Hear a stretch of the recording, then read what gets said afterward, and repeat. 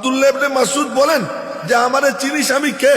আনা সাহিবুত তাহুর ওয়ান নালাইন ওয়াল বিসাদ, আমি ওযুর পানির লুটা বহনকারী, আমি নবীজির জুতা বহনকারী, আমি নবীজির বালিশ বহনকারী। এই হলো আমার ক্রেডিট। ক্রেডিট এইটা যে আমি অমকের জুতা বইছি, আমি পিছে পিছে ঘুরছি। মনে রাখবেন এই আব্দুল্লাহ ইবনে মাসউদ রাদিয়াল্লাহু তাআলা আনহু নবীজির কাছে কত দামি ছিলেন। সুবহানাল্লাহ, সুবহানাল্লাহ।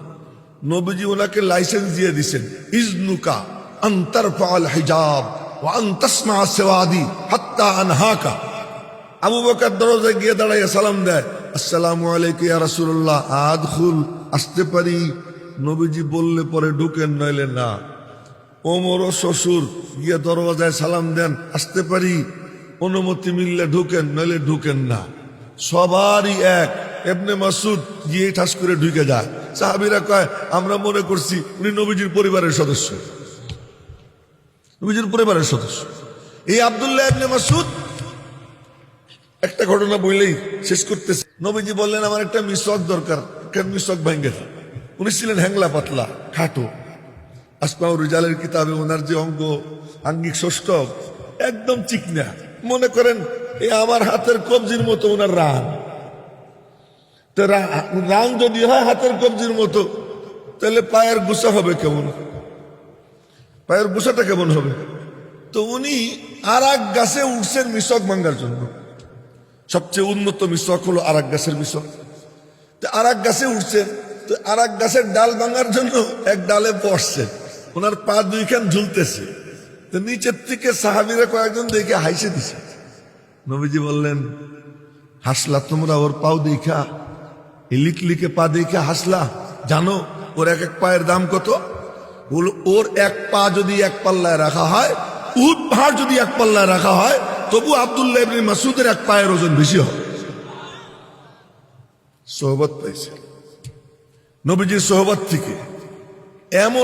এমন নূর নিছেন ফেকে হানাফির আব্বা আব্দুল্লাহ ইবনে মাসউদ। কুফাবাসী আবেদন জানাইছে, আব্দুল্লাহ ইবনে মাসউদরে আমাদেরকে দেন। ওমর রাদিয়াল্লাহু তাআলা আনহু বললেন, আমি তো ওরে আমার কাছে রাখতে চাই, আমার দরকার, কিন্তু তোমাদের চাহিদাকে আমি প্রাধান্য দিলাম, নিয়ে যাও। এই যে কুফা এলেমের মার্কাজ হয়, আমার বলার মাকসাদ যে এই লাইনের দ্বীনি সমঝ পাওয়ার জন্য আফকাহুস সাহাবা আব্দুল্লাহ ইবনে মাসউদ। কেন? সোহবত উঠেছেন। আজ এক একজন ফতোয়া দেওয়া শুরু করে মাইক পাইয়ে। আরে বাবা, ফতোয়া দেওয়ার জন্য লোক আছে, কিছু কথা বলার জন্য কিছু লোক আছেন। আমাদের সমাজেও আমাদের আকাবিরে ওলামা আছেন, যারা ফয়সালা দিবেন পরামর্শ করে, এই ফয়সালা এই অনুযায়ী কথা বলো। এখন এক একজন মুস্তাহিদ সেজে যায়। সেদিন ফারেক হয়েছে, আজকে সে মুস্তাহিদ। কয়েকদিন আগে ফারেক হইল, আসছে মুস্তাহিদ, সে ফতোয়া দেওয়া শুরু করে দেয়। আর এই চেয়ারে এমন হয়ে গেছে, এখানে বসলেই বাচ্চা সেজে যায়, যা বলে সবাই বলে ঠিক ঠিক। পরে আমরা তো এই আবর্জনা পরিষ্কার করতে করতে আর কোনো কুল পাইতেছি না। এই জন্য উলামা ইকরামের কাছে আবেদন করব, তালেবানে উলুমে নবুয়তের কাছে আবেদন করব, আমরা এটা লক্ষ্য করব দ্বীন কাকে বলে। আল মাদ্রাসা আসার মাকসাদ, ওমা কানাল মুমিনুনা লিয়ানফিরু কাফা ফালাউলা নাফারা মিন কুল্লি ফিরকাতিন মিনহুম তাইফা লিয়াতাফাক্কাহু ফিদ্দীন। দ্বীনের বুঝ দরকার। দ্বীনের বুঝ যদি না আসে, মালুমাত মুখস্থ করা এক জিনিস, এলেম আর এক জিনিস। ভালো করে বল, অনেক কিতাব মুখস্থ এক জিনিস, আর দ্বীনের সমঝ ভিন্ন জিনিস। জিহাদ জিহাদ জিহাদ চাই, জিহাদ করে বাঁচতে চাই। জিহাদ করে কেউ বাঁচেনি, জিহাদ করে তো মরে। দিন শেষে উলামা একরাম পরস্পরের বন্ধু থাকে। মনে রাখবেন, একটা ঘটনা আর একটা মনে পড়ে গেল। আব্বাজান কষ্ট হইতেছে না তো? ঘটনা মনে পড়ে গেল, হযরত আবু হুরায়রা রাদিয়াল্লাহু তাআলা আনহু আমার খুব মহব্বতের বাজান। হ্যাঁ, তো এই জন্য বলতেছি যে আমার হযরত আবু হুরায়রা রাদিয়াল্লাহু তাআলা আনহু, হযরত মুআবিয়া রাদিয়াল্লাহু আনহু আর হযরত আলীর মধ্যে যখন যুদ্ধ হয়, ওই যুদ্ধের সময় উনি মাশাআল্লাহ হযরত মুআবিয়ার সঙ্গে বসে বসে খাওয়া দাওয়া করে। নামাজের টাইম হলে আর পাওয়া যায় না, নামাজের টাইম হলে পাওয়া যায়, আবার খাওয়ার টাইম হলে ওনারে পাওয়া যায়।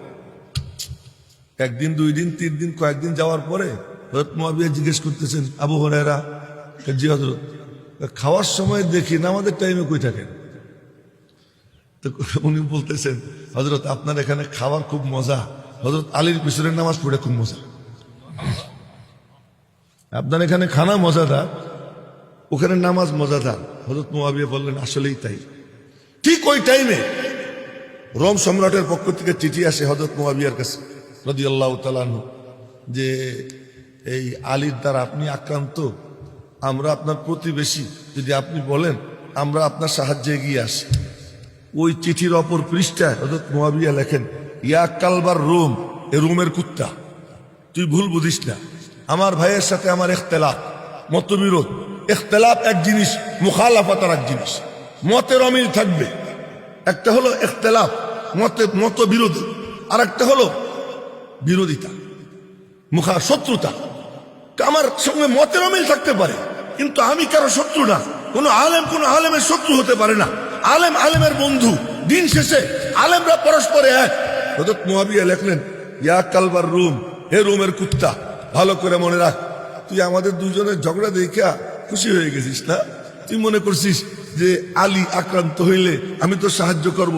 ভালো করে মনে রাখবি, যদি আমার ভাই আলী আক্রান্ত হন, তো আলীর পতাকার তলে সর্বপ্রথম সৈনিক আমি মুআবিয়া হব। এই হলো সাহাবায়ে কেরাম আমাদের জন্য আদর্শ রেখে গেছে। আমি উলামায়ে কেরামকে বলবো যে আমাদের মধ্যে মতের অমিল থাকতে পারে, ইখতিলাফ করবে, কিন্তু মুখালাফাত না, একজন আরেকজনের বিরুদ্ধে না। দিন শেষে আলেম আলেমের বন্ধু। আল্লাহ পাক বিক্ষিপ্ত কয়েকটা কথা আমাকে এবং আপনাদেরকে বুঝবার তৌফিক দান করেন। ওমা আলাইনা ইল্লাল বালাগ। আসসালামু আলাইকুম ওয়া রাহমাতুল্লাহি ওয়া বারাকাতুহু।